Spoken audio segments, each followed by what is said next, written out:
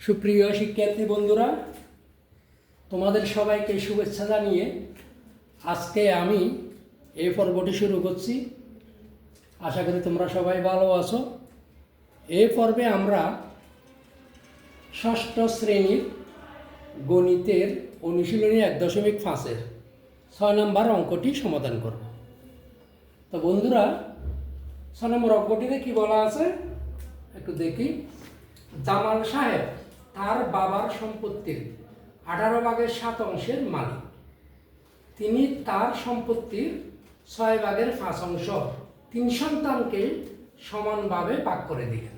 প্রত্যেক সন্তানের সম্পত্তির অংশ বের করো।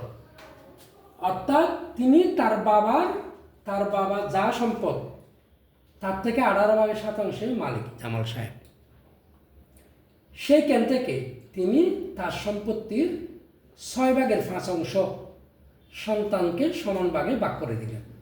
অর্থাৎ 18/7 6/5 18/7 থেকে 6/5 তিনি তার 3 সন্তানকে সমানভাবে ভাগ করে দিলেন।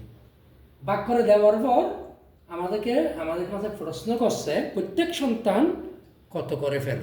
তার মানে 6/1 যা আসবে তাকে 3 ভাগ করে 3 দিয়ে ভাগ দিলে আমরা প্রত্যেক সন্তান কত সম্পত্তি পাচ্ছে এটা আমরা পাবো। ঠিক আছে, তাহলে জামাল সাহেব তার বাবার সম্পত্তির কত অংশের মালিক? 18/7 মালিক। তো এটা সমাধান।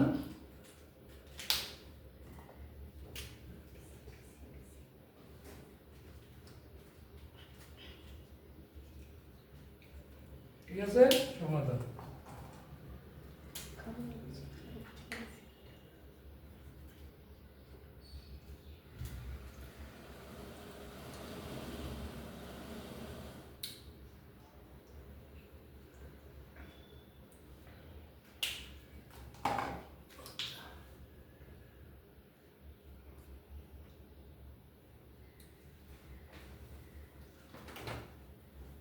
জামাল সাহেব 18/7 মালিক। তিনি 3 সন্তানকে দিলেন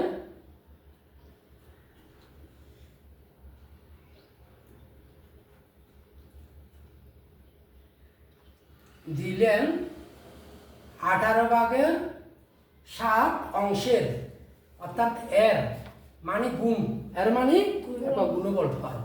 6/5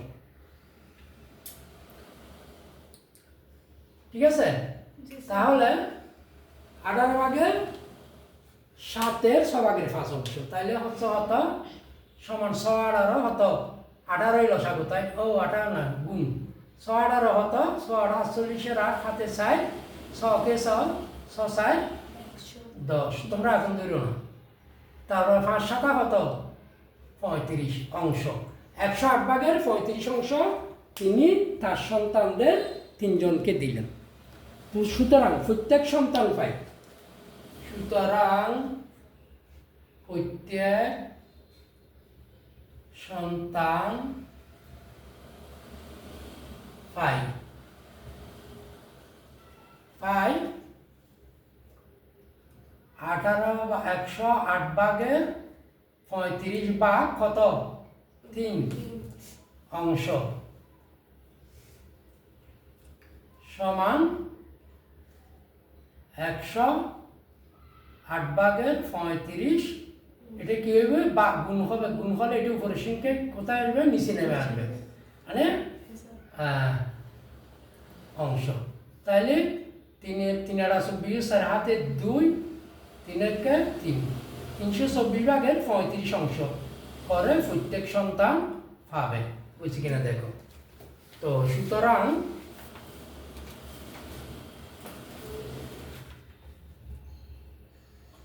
প্রত্যেক সন্তান 324/35 অংশ করে ফাই ফাই না পাবে, হ্যাঁ ফাই। তিনি প্রত্যেক সন্তানকে সমান ভাগে ভাগ করে দিল, ফাই। তাহলে এটা হচ্ছে কি আমাদের আনসার। আশা করি তোমরা অঙ্কটা বুঝেছ। আমি আরেকবার বলতেছি, জামাল সাহেবকে তার বাবা 18% সম্পত্তি দিয়েছে। সেখান থেকে তিনি তার 3 সন্তানকে ওই 6/5 সম্পদ কি দিয়ে দিছে, সমান ভাগে ভাগ করে দিছে। তাহলে তার 3 সন্তানকে তিনি সম্পদ দিলেন কত অংশ? 18/7 6/5, মানে 18/7 থেকে 6/5 অংশ। কথা বুঝছো? তাহলে এখানে তো কোনো কাটাকাটি যাচ্ছে, উপর নিচে যাচ্ছে না, তাই আমরা গুণ দিতে হবে। 6 আর 108, 5 7 35। এই আবার প্রত্যেক সন্তান অর্থাৎ 3 সন্তানকে সমান ভাগ করে দিছে বলছে না? তাহলে 108/35 অর্থাৎ 3 সন্তানের 3 দিয়ে ভাগ দিলে বের হয়ে যাবে। ভাগ গুণ হলে কি হয়? পরবর্তী সংখ্যা উল্টে যায়। এটা উপরের সংখ্যা, একলা সংখ্যা মানে কি? উপরের সংখ্যা। এটা নিচে এসে গেছে উপরে 1, অর্থাৎ নিচে মনে মনে 1 ছিল, এটা উপরে উঠে গেছে। তো এটা দিয়ে না দিয়ে এক হতা, না দিলেও হয়, এই জন্য দেয় না। তাহলে এখানেও উপর নিচে কোনো কাটাকাটি যাচ্ছে না, এই জন্য 108 গুণ 3 324, আর উপরে 35 থেকে 35, অর্থাৎ প্রত্যেক সন্তান 324 35 অংশ করে অংশ সম্পত্তি পাই। কথা বুঝেছ?